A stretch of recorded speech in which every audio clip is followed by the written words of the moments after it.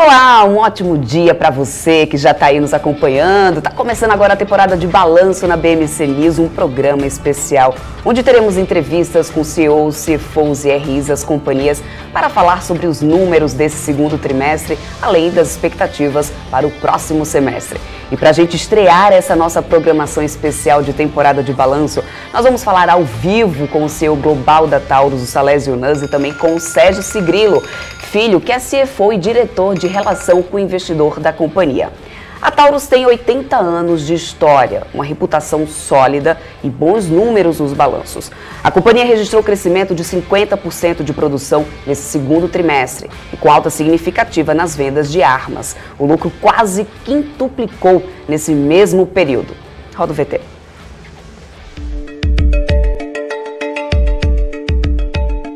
A Taurus foi fundada em 1939, às vésperas da Segunda Guerra Mundial. Com o apoio do presidente Getúlio Vargas, um grupo de empresários do Rio Grande do Sul começou uma pequena operação de fabricação de ferramentas e logo começou a projetar a sua própria arma.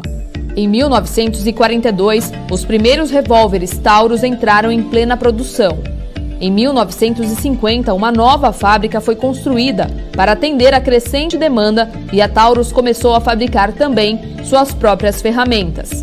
Nas 2 décadas seguintes, com a expansão da produção e o grande volume de vendas, a Taurus construiu a 3ª fábrica. O investimento em infraestrutura abriu portas para que a Taurus começasse a expansão nacional. A grande virada para a empresa aconteceu em 1970, quando o controle acionário da Taurus foi comprado por um conglomerado americano, que também possuía a Smith Wesson. Mas esse alinhamento de 2 marcas importantes de armas foi breve, e a Taurus readquiriu seu contrato acionário em 1977, embarcando em um programa diversificado de fabricação de armas como uma empresa multinacional brasileira. Em 1981, a empresa inaugurou a Taurus International em Miami. A operação no sul da Flórida representou um marco importante para a Taurus e consolidou a posição da empresa nas principais linhas de produto, com revólveres, pistolas, armas táticas e armas esportivas. Em 2014, a Taurus foi adquirida pela CBC, tradicional fabricante de munições e armas, passando a fazer vendas em mais de 100 países, nos 5 continentes. E o faturamento da empresa cresce ano a ano. Anualmente, a Taurus fatura 60 milhões de dólares com a venda de armas. Aqui no Brasil, no 4º trimestre de 2020, o lucro líquido da empresa cresceu 12 vezes, atingindo quase 280 milhões de reais. A marca Taurus em latim significa touro, símbolo de força e segurança. Acreditando neste significado e diante do novo momento da companhia, o logo, que remete ao processo de evolução da empresa, mantém a tradição que permitiu tornar a Taurus uma das 3 maiores fabricantes de armas leves do mundo.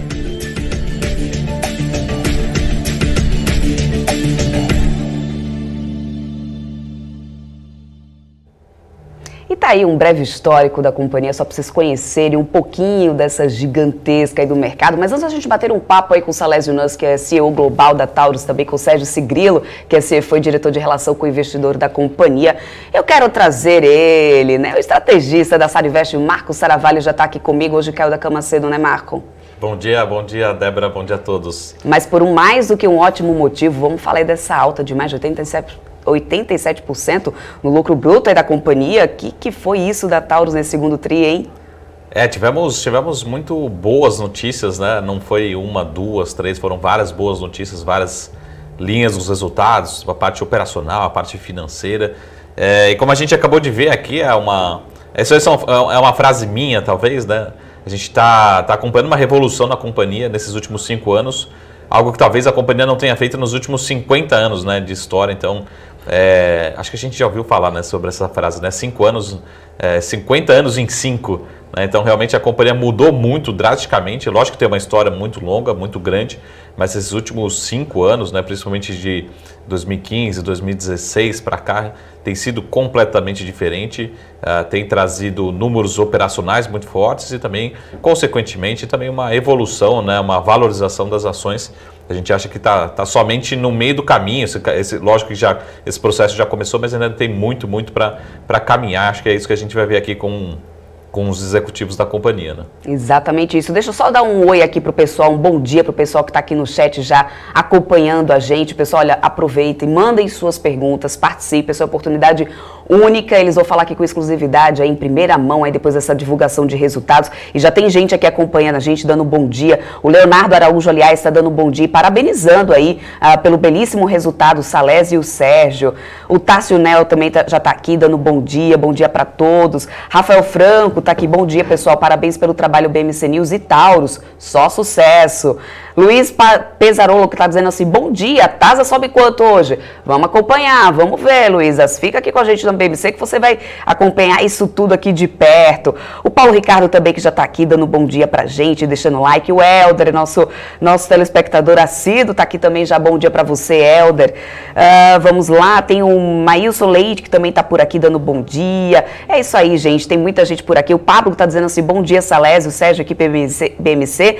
Time da Taurus, parabéns pelo resultado. É isso aí, vamos lá e vamos entender um pouco mais. Obrigada pela audiência de todos vocês que já estão aqui com a gente. Agora, para poder a gente entender exatamente como foi esse segundo trimestre aqui da Taurus, saber mais sobre as expectativas da companhia, vamos lá, conversar ao vivo com eles. Salésio Nunes, que é CEO global da Taurus, e também com o Sérgio Sigrilo, que foi diretor de relação com o investidor da empresa, já está aqui comigo. Bom dia para vocês. Bom dia Débora, bom dia Marcos, é um prazer grande, bom dia a todas as pessoas que estão nos acompanhando aqui na BMC, é um prazer grande, logo de manhã, já falar dos nossos resultados que foram recentemente publicados aí, ontem no final do pregão, né? Então, um prazer grande, e estamos à disposição de vocês e dos ouvintes de vocês aí também. Oba, vamos lá, bom dia Sigrilo. Bom dia pessoal. Bom ver vocês de novo, muito feliz, né, com os resultados, como o Marco falou, foram resultados muito bons, e curioso aí ouvir as dúvidas do pessoal, que eu acho que o legal dessa interação que a gente tem com vocês, analistas e com nossos acionistas, é um pouco também a gente ouvir, né, o que as pessoas querem saber aí do que a gente publicou. Então, bom dia para todos e obrigado pelo convite. Mas vamos lá, nós que agradecemos a disponibilidade também de vocês. Então, para poder a gente começar esse papo, vamos ouvir vocês, né, Salésio e Sérgio, também falar um pouquinho aí em linhas gerais, como que vocês viram esses resultados aí, quais foram os destaques para vocês aí do segundo trimestre aí de 2021 da Taurus, né, para que a gente realmente aí possa ouvir aí do ponto de vista de vocês, que é o mais importante agora. Bom, Débora e Marcos, eu costumo dizer que o grande sucesso da Taurus é um forte, um firme, né, um robusto planejamento estratégico, né? Essa companhia, ela, principalmente a partir de 2018, quando a gente assumiu a gestão da companhia, a gente trabalhou muito firme num planejamento estratégico e num objetivo muito focado em resultados, né? Evidentemente que o resultado financeiro da companhia ele é construído na operação da companhia, né? Em especial na produção, na produtividade e nos resultados. Então nós tivemos vários desafios nesses últimos trimestres, né? A partir de março do ano passado, com essa questão da pandemia e tudo mais, cuidar da saúde das nossas pessoas para que a gente pudesse manter a nossa operação 100% funcionando, né? E, paralelo a isso, a gente cuidou muito da questão dos nossos fornecedores, do suprimento, né? Então, nós fizemos recordes de produção trimestre após trimestre, principalmente cuidando da questão dos nossos fornecedores, em especial das commodities, né? Nós acompanhamos aí várias grandes empresas que tiveram suas produções paralisadas por falta de matéria-prima, aço em especial. E nós conseguimos superar tudo isso com um planejamento muito forte. Consequentemente, nós conseguimos fazer recordes de produção trimestre pós trimestre. Então, eu acho que a Taurus, ela não pensa só dentro das quatro paredes, né? A gente tem que pensar em todo o ambiente que circunda entre a nossa operação, em especial, hoje, nesse momento, suprimento. Porque a Taurus, vocês sabem, nós temos back orders aí para quase um ano de produção, né? Nós temos mais de 2 milhões de pedidos em carteira. Então, a nossa grande preocupação, o foco da nossa gestão aqui é na nossa produção.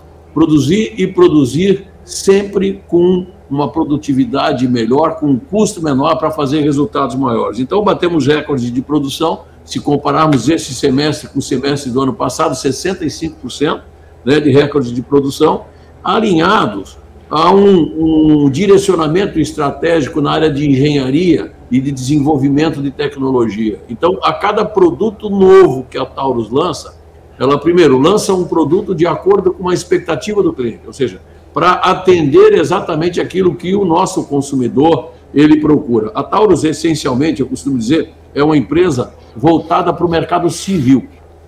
Não que a gente não atue no mercado militar, óbvio, atuamos e atuamos fortemente em mais de 100 países no mundo. Mas o mercado militar e policial é um mercado binário, né? Ou você ganha ou você perde licitações. O mercado civil é estável. Se você tem uma boa marca, se você tem um bom relacionamento com o teu cliente, se você desenvolve produtos que atendam à expectativa do teu consumidor, você tem uma estabilidade nos resultados. E o nosso Centro Integrado de Tecnologia e Engenharia tem proporcionado e ajudado muito a Taurus, colaborado muito com os resultados da Taurus. Por quê? A cada produto novo que a gente lança um produto com um valor agregado maior, a gente posiciona ele no mercado numa faixa mais lucrativa e, junto com o desenvolvimento do produto, nós temos os engenheiros de produtos e os engenheiros de processo. A gente cria um processo de produção para esse produto que possa trazer mais lucratividade para a empresa. Então, a gente ganha nas duas pontas, na ponta da margem, em termos de preço, e na ponta do custo, em termos de processo de produção. Então, assim, rapidamente falando e te respondendo o que gera esses resultados robustos, trimestre e pós-trimestre, é esse planejamento estratégico que a gente tem, muito focado em resultado. Cigrilo, quer complementar alguma coisa? Eu acho que, como o Salles falou, foi uma questão de planejamento. A Taurus tem um planejamento realmente que a gente segue à risca. No trimestre passado, a gente já tinha, nas lives do trimestre passado, no relatório, a gente já tinha falado um pouco do aumento do ramp-up de produção nos Estados Unidos, né, que acabou se consolidando, como o Salles falou. Então, a gente conseguiu aumentar muito a produção nos Estados Unidos.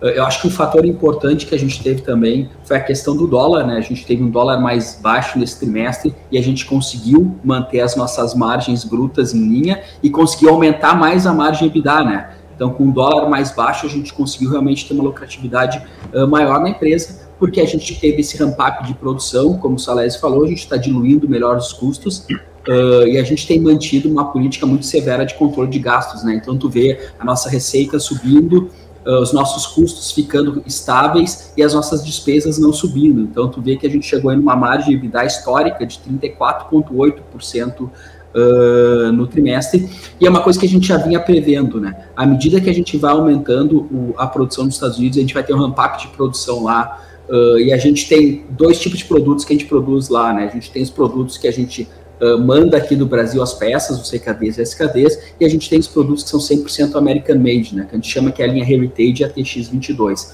Então, à medida que a gente vai aumentando a produção dos produtos, principalmente dos 100% American Made, a gente tem uma tendência de estabilizar a margem bruta, porque, obviamente, esses produtos não têm a mesma margem que a gente tem com os produtos fabricados no Brasil. Como a gente falou, essa fábrica do Brasil é o grande diferencial da Taurus, é o que gera a gente ter essas margens acima da nossa concorrência.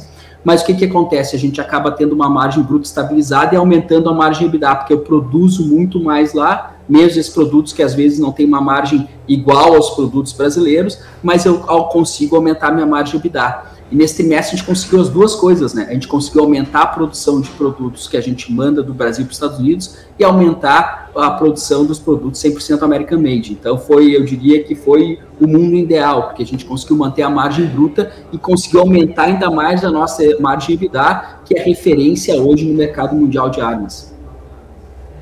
Perfeito. Cigrilo, antes de deixar o Marcos Saravalli fazer a pergunta, porque eu tenho certeza que ele está aqui só segurando, querendo já fazer uma pergunta, eu quero trazer só uma pergunta já do pessoal aqui do chat, porque já tem várias aqui perguntas. Então, o Guilherme Caldas, ele está falando o seguinte: esse lucro líquido do segundo trimestre é sustentável daqui para frente? Bom, o Sérgio pode falar mais, com mais fundamento com relação aos números, mas não só o lucro líquido, como todos os resultados da Taurus são sustentáveis, né? A gente tem credibilidade para afirmar isso, quer dizer, desde 2018, os nossos resultados se superam a cada trimestre. Então, acho que é sustentável sim, e o Sérgio falou há pouco sobre dólar, né? A gente melhorou a nossa margem EBITDA no último trimestre, mesmo considerando um dólar muito próximo de 5 em junho. Então, isso é mais um motivo para que as pessoas realmente acreditem nos nossos resultados, né? A gente é muito focado nessa questão de resultado e a gente fez, inclusive, uma simulação aí a dólar de 5 e a gente consegue sustentar esses resultados mesmo a dólar de 5.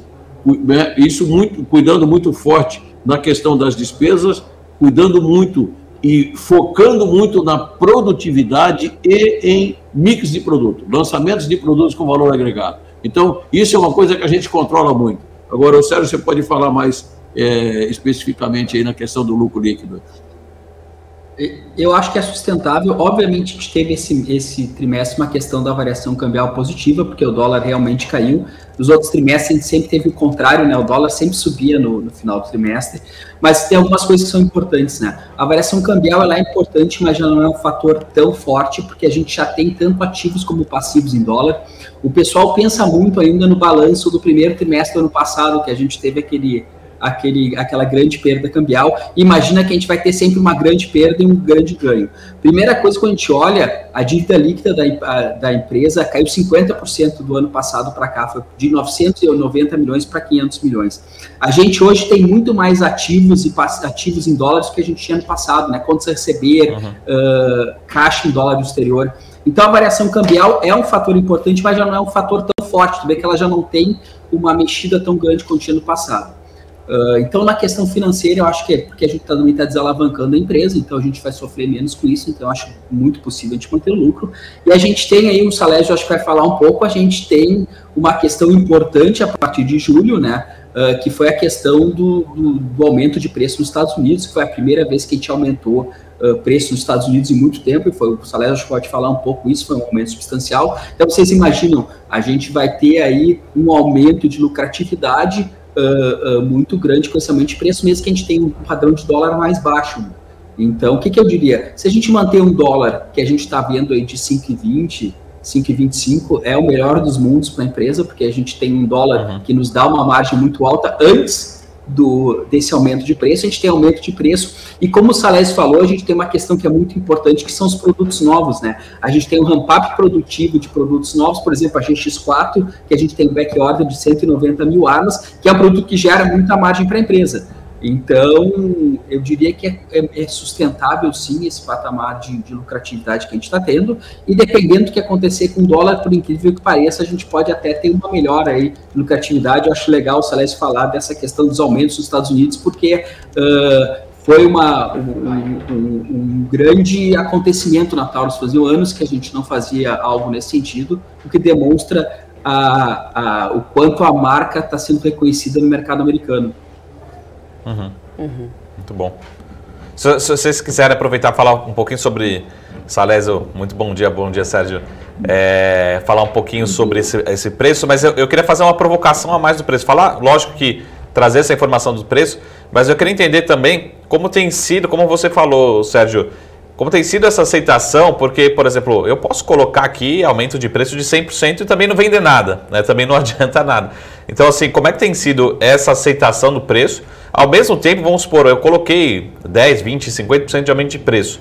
Vocês tendo uma aceitação muito boa, ainda tem preços menores do que a média, do que seus concorrentes, ou seja, mesmo depois do aumento, a gente poderia ter novos aumentos, né? Eu sei, daqui 6 meses, daqui 1 ano, daqui 2 anos, né? Porque realmente, para entender um pouco dessa velocidade, realmente da aceitação desse aumento, né? Como é que tem sido, como é que os clientes têm recebido lá fora, principalmente nos Estados Unidos. Então, assim, para passar mais detalhes em relação o quanto vocês colocaram e como é que tem sido essa velocidade realmente, até para ter uma leitura, se poder ter espaço para outros aumentos lá futuramente, né?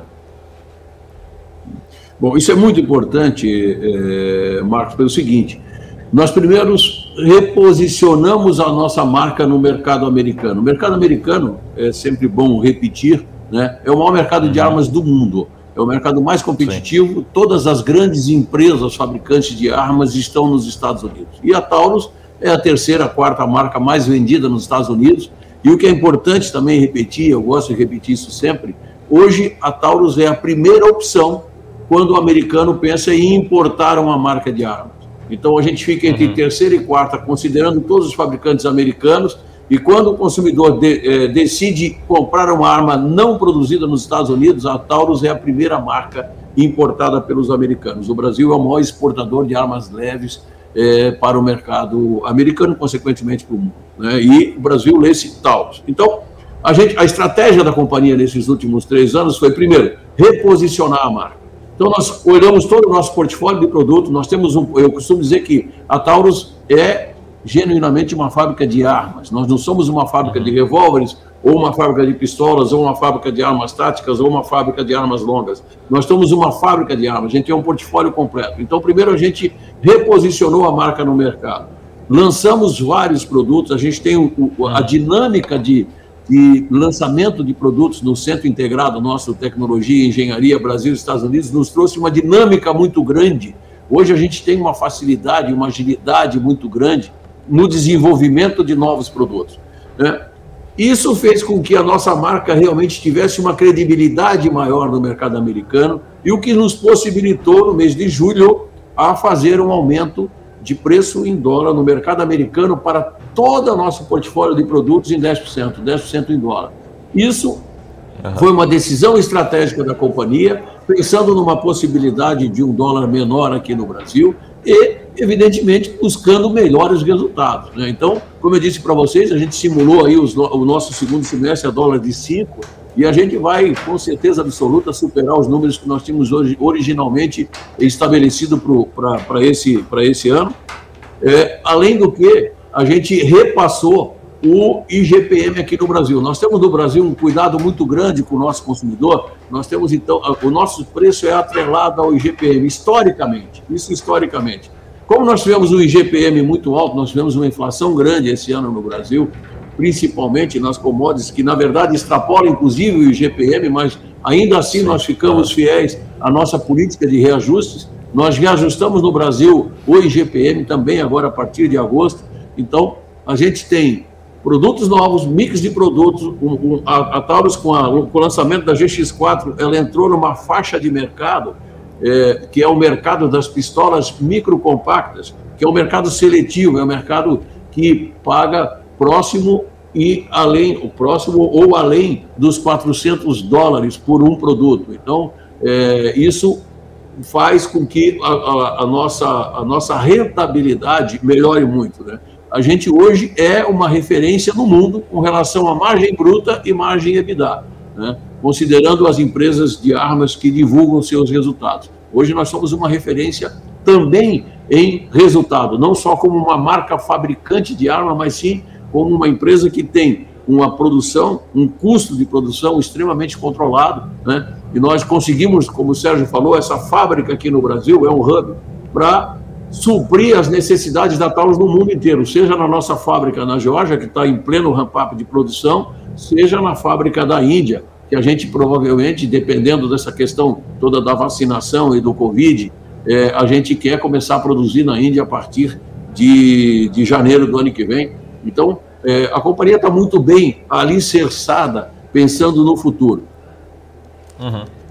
Só para a gente estressar aqui a questão do preço médio, então, a gente tem, pegando já desde o dia 1º de julho, então a gente pega integralmente agora no terceiro trimestre, a gente já deve perceber isso nos resultados. Só para a gente terminar, encerrar aqui com esse ponto, mas só para a gente entrar em detalhes. 3 semanas de julho, Marcos. A gente deu uma semana para ajustar o mercado nos Estados Unidos. Tá? E o que é mais importante, Marcos, você falou e eu acabei não comentando, mas eu busquei de volta aqui um questionamento que você fez. Nós temos ainda backorder acima de 2 milhões de armas, ou seja, a gente reajustou os preços e a gente não teve cancelamento de produtos, pelo contrário. Hoje o consumidor, em especial o consumidor americano, né, ele percebe valor no produto da Taurus. Então nós reajustamos em dólar 10%, e não aconteceu absolutamente nada com a nossa com as nossas back orders, com a nossa carteira de pedido. Ou seja, isso mostra que realmente coube aquela estratégia nossa de reajuste de preço e certamente no futuro a gente vai ter condições também de fazer a mesma coisa. Por quê? Porque realmente existe uma percepção de marca muito grande no consumidor com relação a Taurus.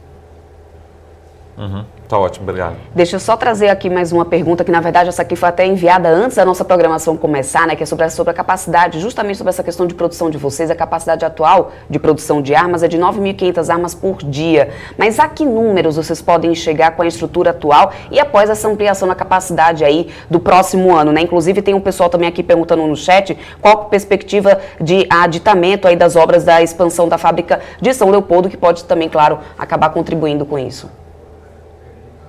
Bom, nós temos então 2 estágios aqui em São Leopoldo, né? Nós, teoricamente, na teoria, nós atingimos o nosso nível máximo de produção até setembro, quando a gente inaugurar o nosso condomínio de fornecedores. Quando a gente trouxer aqui para dentro desse complexo industrial os nossos 6 principais fornecedores, a gente vai conseguir novamente começar um ramp-up de produção aqui na fábrica. Mas o que é surpreendente na companhia é que com esses nossos processos, com a nossa engenharia de processo, e eu quero fazer um parênteses aqui, há 3 anos atrás, quando a gente assumiu a companhia, a gente se deparou com um problema muito grande, né? Nós não tínhamos engenheiros de armamento, né? E no mundo também é uma mão de obra escassa.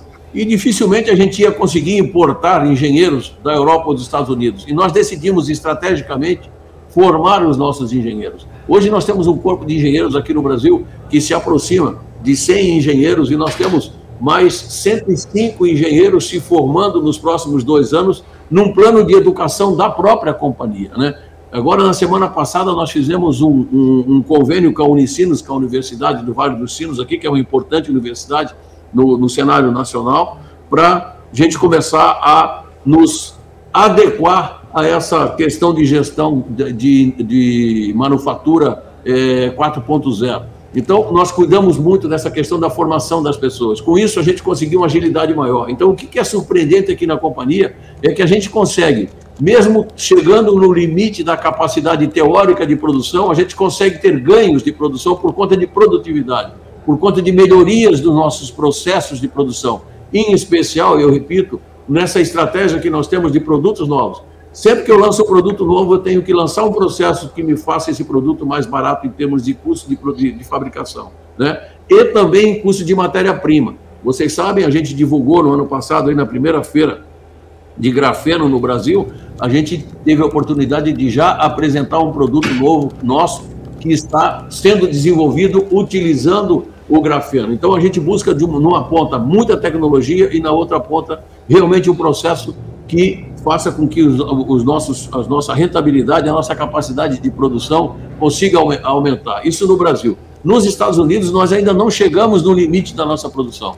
Nós temos condições ainda de aumentar bastante a nossa produção nos Estados Unidos, então não vou dar números aqui, mas sim, nós podemos esperar, como estamos vendo aí desde 2018, crescimentos significativos na nossa produção. Perfeito. E como que está a estrutura de capital da companhia agora? Vocês poderiam comentar um pouco aí sobre esse nível de alavancagem, também, né, as expectativas aí de endividamento aí para um futuro próximo? Eu vou deixar essa pergunta para o Sérgio, claro, eu só vou dizer uma coisa para você. A dívida hoje não é mais uma preocupação nem para Taurus e não pode e não deve ser uma preocupação para os nossos investidores. Realmente a nossa alavancagem está uma coisa extremamente positiva e, de novo, surpreendente, né? Num curto espaço de tempo. A gente, em 2018, tinha 11 vezes a relação EBITDA-dívida, né? Hoje, 0,7. Então, mas eu deixo isso para o Sérgio, que esse é um assunto que o Sérgio gosta de falar, né, Sérgio? Depois eu vou pedir aqui a licença interromper também, Sérgio, porque eu tenho uma pergunta aqui do Leonardo, mas na sequência, depois eu faço uma pergunta que está um pouco relacionada também com a estrutura de capital. Eu acho que a questão da estrutura de capital, como o Saez falou, não é mais um problema, né? A gente evoluiu muito quando a gente começou em 2018. Eu sempre falando, antes de 2018 a gente não podia fazer o ratio dívida líquida para o EBITDA, porque o EBITDA era negativo, né? Então não dava para calcular. Então quando a gente começou aí esse processo de turnaround, a gente chegou a 11,2, né, em 2018, caímos para 6,8 em 19, e em 20 a gente chegou em 1,7. Nesse trimestre, anualizando o resultado, a gente está em 0,7 vezes, né? Que é bem confortável. E o que acontece ainda? A gente ainda tem algumas questões aí que vão nos ajudar no endividamento. A gente ainda tem um bônus de subscrição, né, que tem andamento, então a gente ainda tem cerca de 110 milhões de reais de bônus para serem subscritos. A gente tem certeza que vão ser subscritos, porque agora a Série C e a Série D, a gente está falando aí no strike de 6 e 7 reais, uma ação que está 27, né? Todo mundo vai acabar exercendo, como aconteceu com a Série B, que a gente teve 99,8% de adesão. Então, a gente está falando aí de uma dívida líquida hoje de 521 milhões, então a gente pode aí considerar que nos próximos, pelo menos 12 meses, 110 milhões vão acabar diminuindo simplesmente pelo fator da subscrição, né? Obviamente, a gente está com resultados ascendentes, então a tendência é que esse ratio aí de dívida líquida e EBITDA caia bastante.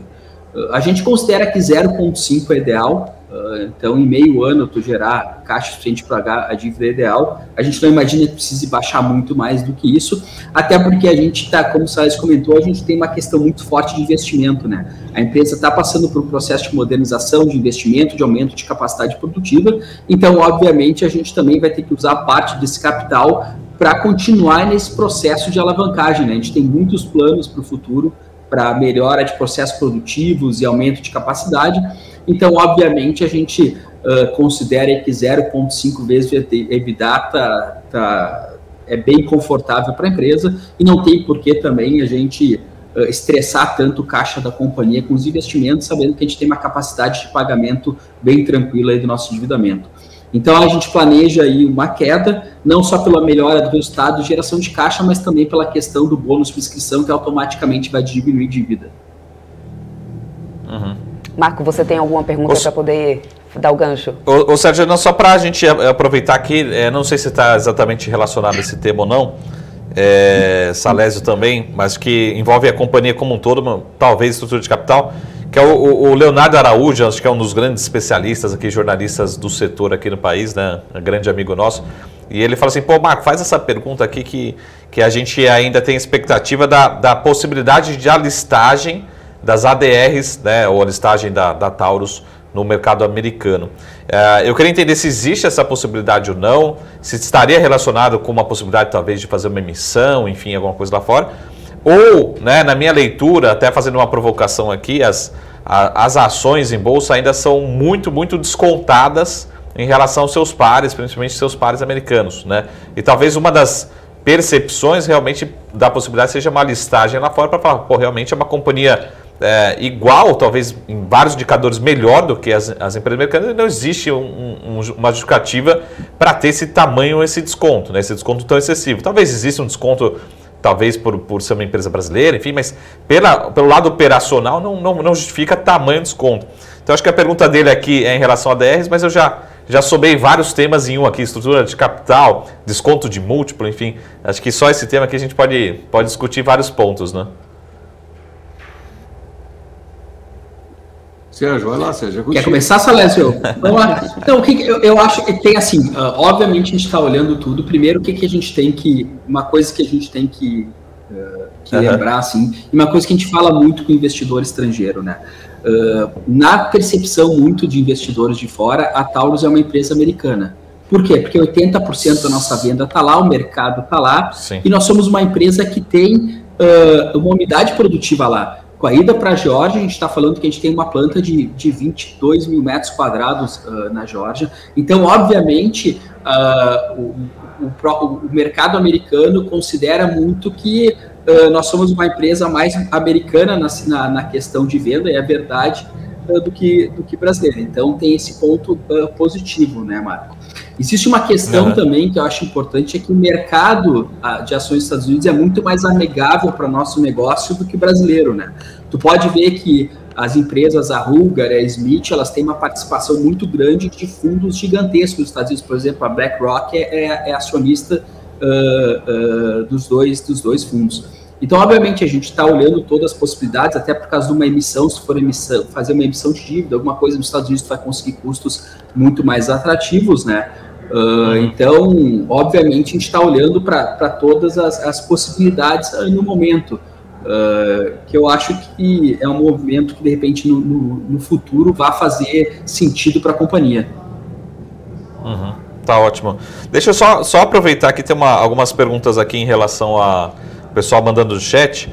Débora, se você quiser fazer também, mas eu vou pegar uma do Bruno Rodrigues aqui.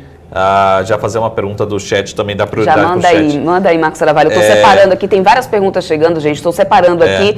Manda aí a do Bruno, inclusive, Marco. Depois as que não conseguirem serem respondidas aqui, a gente vai selecionar também depois enviar para a companhia, né? Principalmente para o time de RI. Exatamente. Aí a gente deixa uma matéria lá completinha no nosso portal para todos vocês. Então vão deixando as perguntas, eu estou separando aqui. Marco, faz agora do Bruno. Mas o Bruno pergunta em relação acho que a gente estava comentando aqui no comecinho, né? O Salésio comentou bastante sobre a vantagem competitiva, enfim, realmente a percepção de qualidade hoje da companhia e como isso tem se traduzido em ganho de market share. Se vocês conseguirem traduzir números mais atualizados aqui para a gente em relação a como é que tem sido esse aumento de competitividade, né? De qualidade e consequentemente, também de ganho, né? De espaço no maior mercado do mundo, né? De vocês. Nós temos, eu costumo dizer que a gente tem um centro de inteligência bastante forte, que é o que nos orienta a mais longo prazo, né? Médio e longo prazo. Então, todo esse investimento que nós fizemos a partir de 2018, que garantiu que a Taurus tivesse uma reação muito rápida com esse aquecimento de mercado nos Estados Unidos e no Brasil, né? Nós tivemos, a partir de 2018, a abertura do mercado brasileiro, e nós tivemos uma corrida muito grande nos Estados Unidos por armas novas, né? Por N motivos que nós já falamos aqui, ano de eleição, a questão dos democratas e tudo mais. Então, essa inteligência nossa de mercado é que nos orienta bastante. Então, hoje, nós temos os números oficiais, evidentemente, que não saíram ainda, vão sair no final do fechamento do ano, mas a percepção nossa é que a gente realmente está ganhando market share nos Estados Unidos. A gente viu, inclusive, pelos números que foram, pelos resultados que foram divulgados de alguns concorrentes nossos, que nós tivemos o NICS, que é aquele índice que mede a procura por armas nos Estados Unidos, nós tivemos um aumento de venda nos Estados Unidos superior ao NICS, ao percentual, né?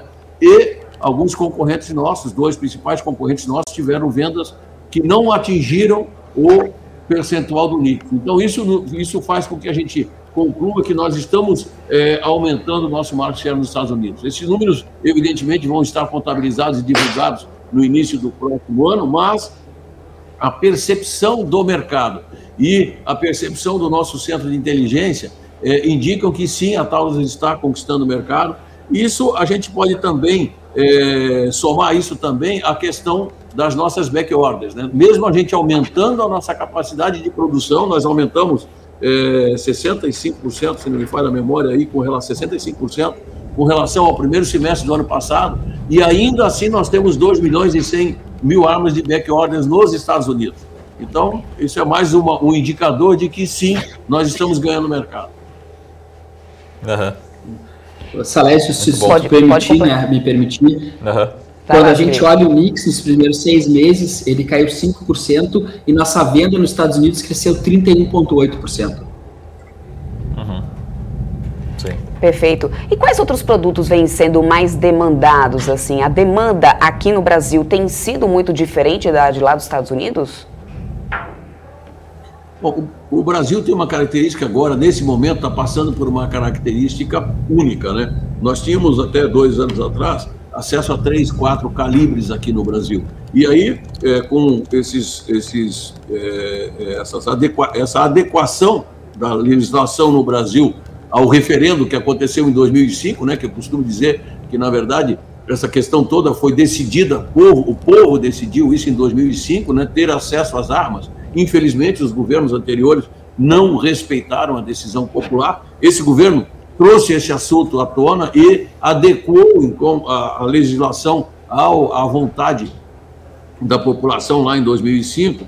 Então, o Brasil vive um momento todo especial, né, de abertura de mercado. Então, a gente está se adequando a essa nova realidade de acesso a calibres, acesso a armas diferentes, mas, assim, o nosso carro-chefe ainda continua sendo a família G, né, porque é uma pistola na modalidade compacta, né? Uma plataforma compacta, que é a arma mais vendida no segmento das compactas do mundo, não só no Brasil, mas no mundo inteiro. Não é só a arma da Taurus mais vendida, no segmento das compactas é a arma mais vendida. E, surpreendentemente, nos Estados Unidos, a gente entrou nesse mercado das microcompactas, que é um mercado que a Taurus até então não atuava.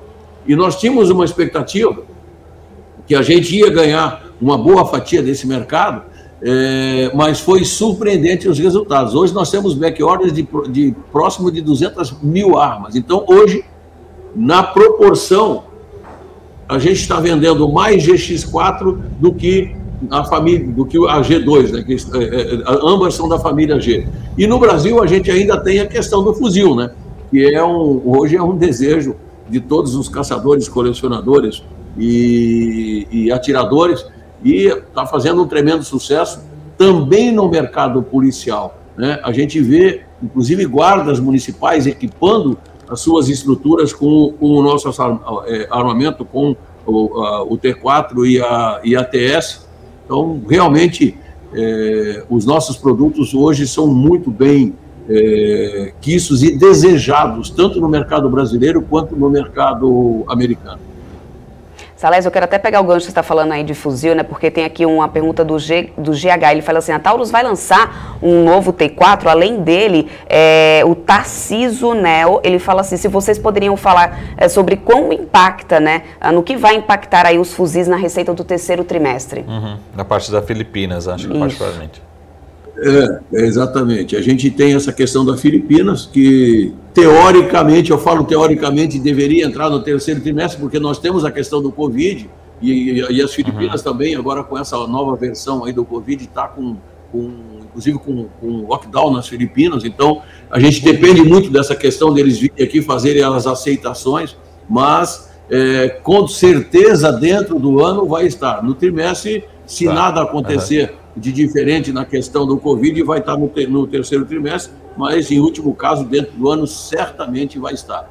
E com relação às versões do T4, sim, nós recentemente homologamos mais uma versão, e nós temos aí também no pipeline de lançamento, na plataforma do T4, um calibre 300 Blackout, e para o ano que vem o T10, né, que é no calibre 308 ou 762. Então, a plataforma do T4, ela realmente nos dá uma flexibilidade muito grande, em termos de versões de cano e tudo mais. Então, teremos várias novidades, sim, e o T4 é um produto que tem um tremendo valor agregado.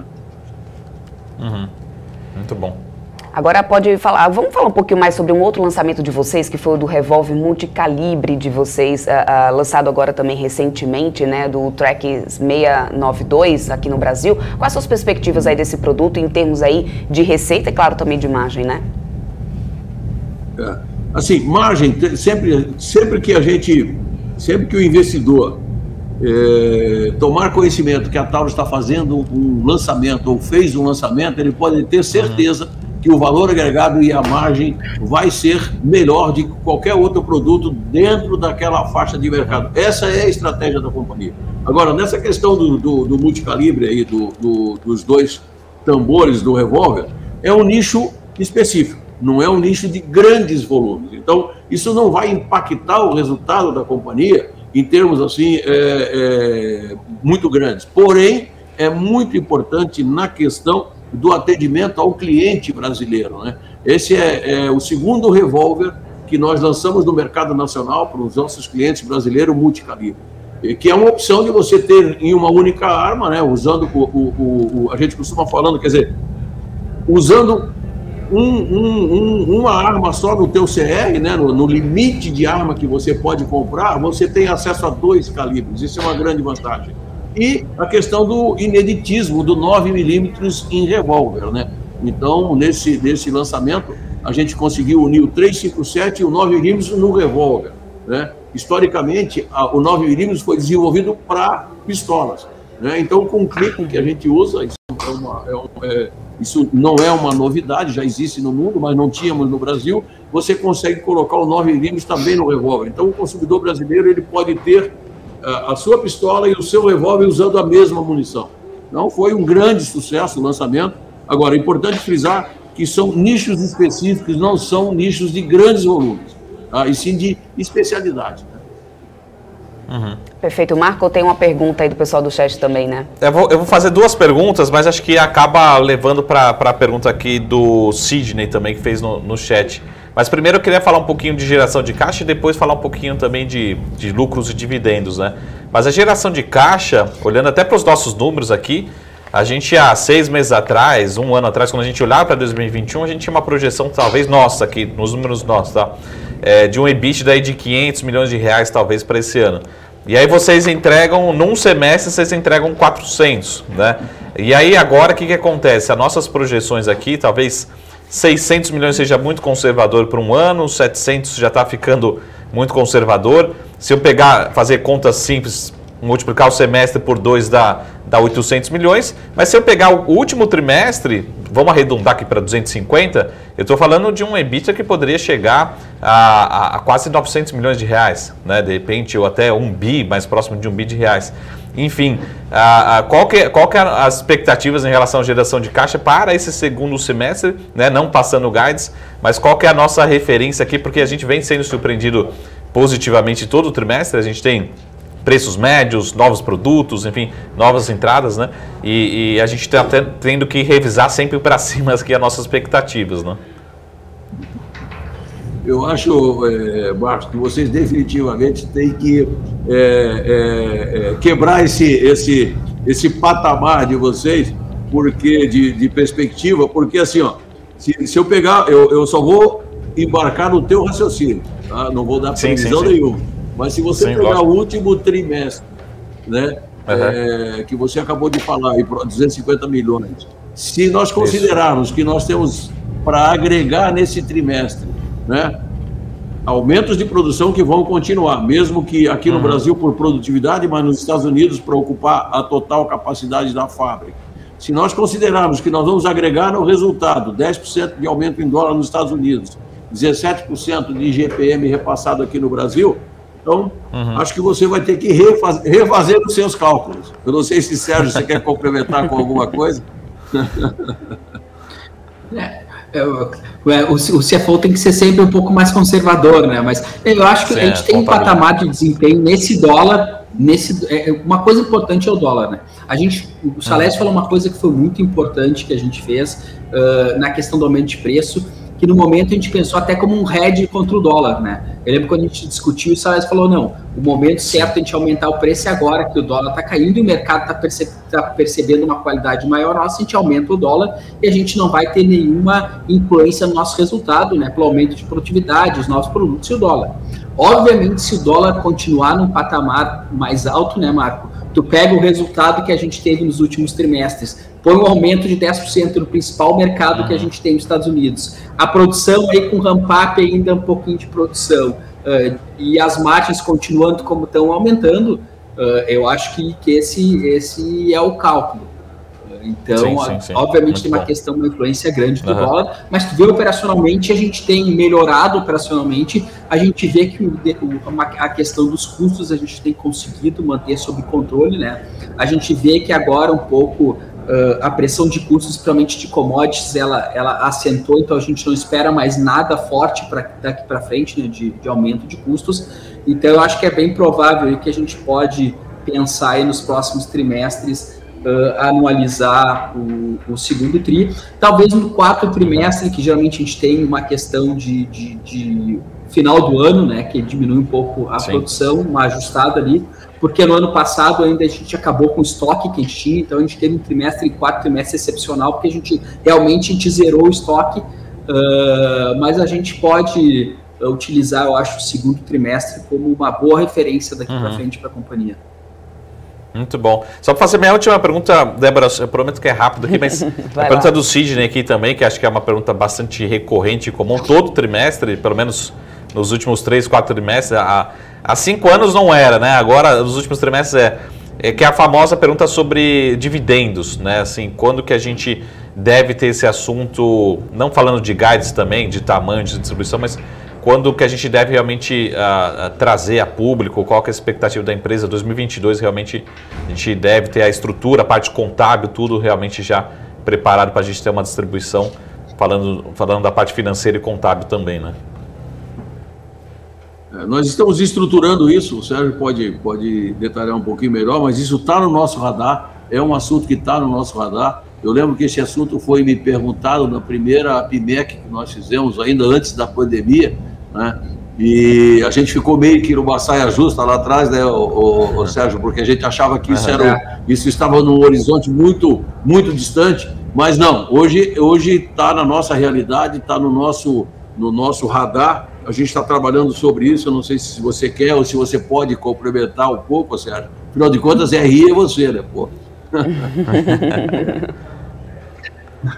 Pois é, não, a gente está olhando muito próximo disso, Marco. A gente tem conversado aí, a gente está com a Ernst Young nos assessorando, então eu posso abrir agora, a gente já tem uma assessoria para tratar disso, como a gente vai fazer a melhor maneira e mais rápida de fazer isso, então a gente já está olhando isso de perto, porque é aquilo que eu comentei há vários trimestres, né? A gente tem a questão dos prejuízos acumulados, que diminuíram bastante. Sim. A gente está com 450 milhões de prejuízos acumulados, mas por outro lado, quando tu olha a geração de caixa operacional da empresa no primeiro semestre, são 343 milhões de reais.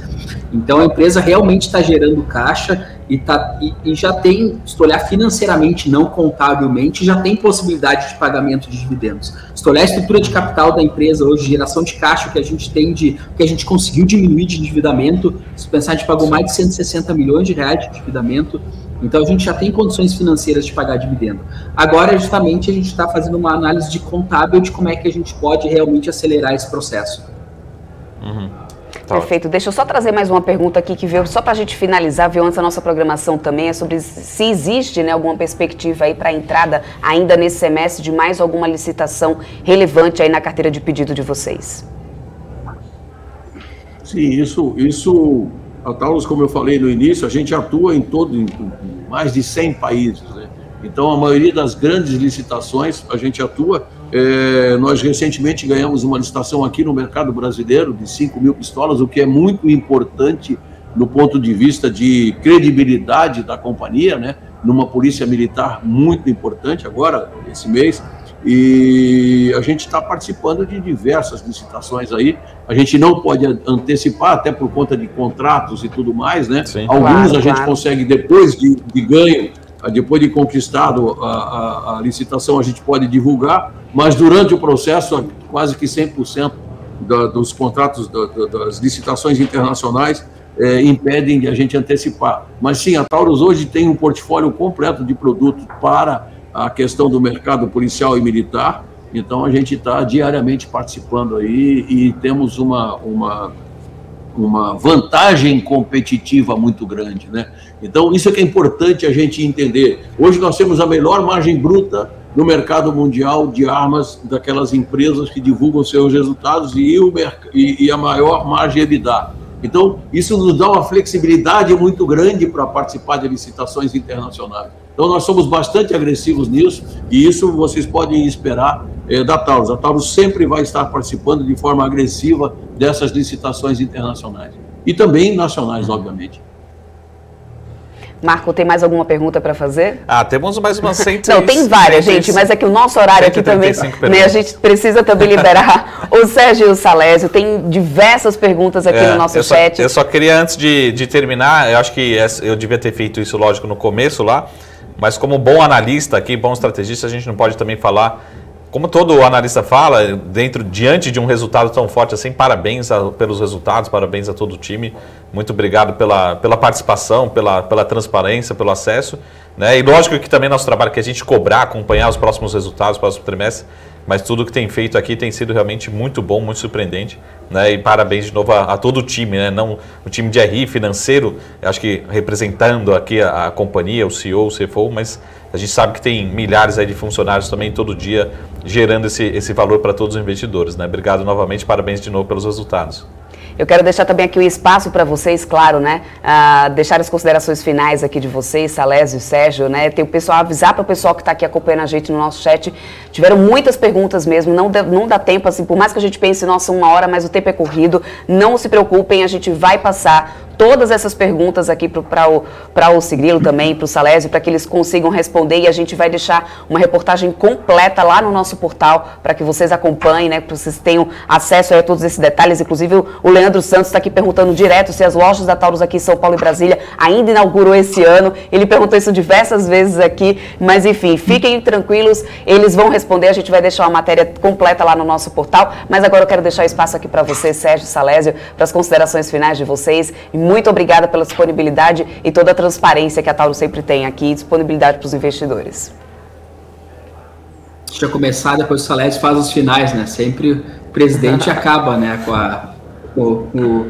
Mas é só agradecer, eu acho que a gente tem, obrigado o espaço de vocês, né? Obrigado Marco, principalmente, que a gente tem tido um relacionamento muito próximo com eles, com as análises, um relacionamento muito aberto. Agradecer a todos os espectadores e podem esperar aí bons resultados nos próximos trimestres. A gente tem feito, eu acho, surpresas positivas e esperamos continuar assim daqui para frente. Obrigado aí pelo convite. Obrigado. Bom, eu quero agradecer também, Marcos e Débora, agradecer a BMC pela oportunidade. Hoje fizemos cedinho, né? Eu acho que no próximo trimestre nós temos que fazer 7h30 da manhã, porque a agenda nossa no dia do resultado está ficando cada vez mais apertada, e isso é muito importante, né? Mas, assim, nas considerações finais, assim, tenham certeza, acreditem na companhia, nós continuamos sempre com esse propósito, primeiro de transparência, segundo de credibilidade, né, e terceiro de um planejamento forte e estratégico, e sempre nos antecipando as possíveis mudanças desse mercado. Nós somos um mercado diferente, então a gente tem que ter uma atuação diferente, né? Então, ainda nos agradecimentos, agradecer a todas as pessoas que nos ouviram aí, que mandaram perguntas. A gente vai responder a todas as perguntas que chegar para a gente. Quero agradecer, Marcos, como você falou, a todos os nossos mais de 3.000 funcionários. Eles fazem essa companhia, né? Nós temos aqui uma companhia, eu vou repetir de novo o convite para vocês virem aqui nos visitar. Nós temos uma companhia que é, acima de tudo, alegre. Os nossos funcionários, eles têm o prazer de trabalhar nessa companhia, nós temos o prazer de entregar resultados. Então, agradecer a todos os nossos funcionários internos, os funcionários externos, os armeiros, instrutores de tiros, CACs, lojistas, a todos que fazem essa companhia uma grande companhia, né? Então, muito obrigado e podem esperar que a gente vai continuar nesse ritmo. Esse é o ritmo Taurus de ser. Combinado. E aí a gente também vai nessa visita. Fica tranquilo aí, Salésio, que o Sérgio Cirilo já fez aqui esse convite pessoalmente aqui pra gente, né, Marco? Vamos marcar essa visita aí depois, com certeza. Muito obrigada, um ótimo dia para vocês, né? E bons resultados aí nos próximos trimestres. E com a gente aqui, né, claro, para poder a gente falar mais sobre isso. Até uma próxima. Bom dia. Até uma próxima. Bom dia.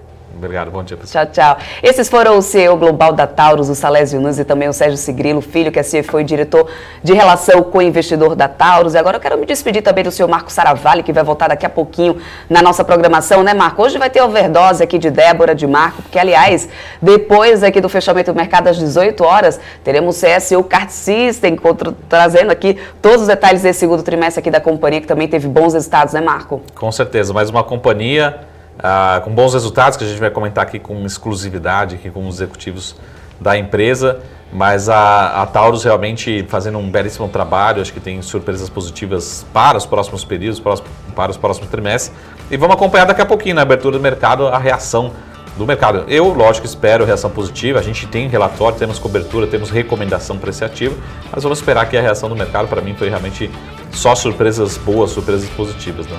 É isso aí, então até daqui a pouquinho, Marco. Bom, eu, Débora Oliveira, também vou ficando por aqui, mas vocês continuam agora na nossa programação, porque tá chegando agora o Felipe Nascimento com o Pre-Market. Também um bom dia para você, Felipe. Segue daí que daqui a pouquinho eu volto com os números do dia aqui do mercado e com muito mais temporada de balanço para vocês, porque hoje a programação vai longe aqui na BMC. Eu espero por vocês. Bom dia aí para Felipe.